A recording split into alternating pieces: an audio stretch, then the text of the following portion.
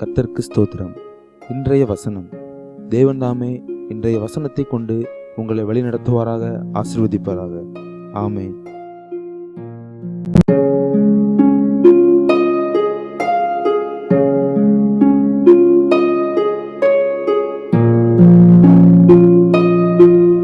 நான் துன்பத்தின் நடுவில் நடந்தாலும் நீர் என்னை உயிர்ப்பிப்பீர். என் சத்துருக்களின் கோபத்துக்கு விரோதமாக உமது கையை நீட்டுவீர். உமது வலதுகரம் என்னை இரட்சிக்கும். 138 சங்கீதம் 7 வசனம்.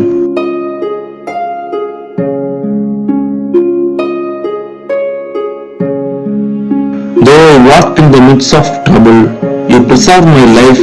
You stretch out your hand against the anger of my foes. With your right hand you save me. Psalms 138:7.